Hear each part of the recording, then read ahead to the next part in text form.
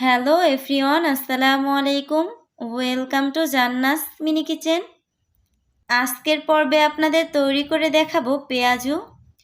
মাঝে মধ্যে অল্প সময়ের মধ্যে ইফতার রেডি করতে হলে খুব সহজভাবে ডাল ছাড়া ঝটপট তৈরি করে নিতে পারবেন এই মজাদার পেঁয়াজু। চলুন তাহলে রেসিপি শুরু করা যাক। প্রথমে আমি একটা মিক্সিং বলে 1 কাপ পেঁয়াজ কুচি নিয়ে নিয়েছি। এবার এর মধ্যে ধনিয়া পাতা কুচি দিয়ে দিচ্ছি 1/3 কাপ। কাঁচামরিচ কুচি দিয়ে দিচ্ছি 2 চা চামচ। এরপর কালো জিরা দিয়ে দিচ্ছি 1/2 চা চামচ আর আস্ত জিরা দিয়ে দিচ্ছি 1/2 চা চামচ।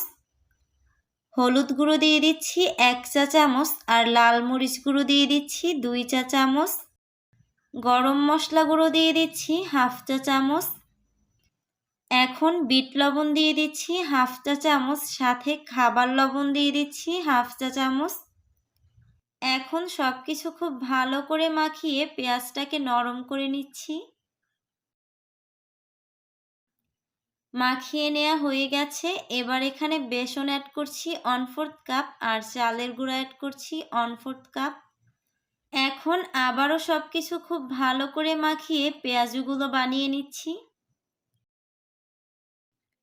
এবার পেঁয়াজুগুলোকে ভাজার জন্য চুলাতে একটা প্যানে পরিমাণ মতো তেল গরম করে নিয়েছি।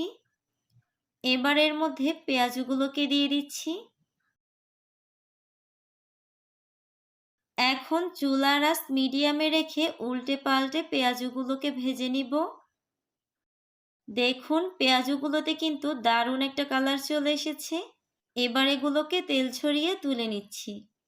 চলুন এবার আপনাদের সার্ভ করে দেখানো যাক।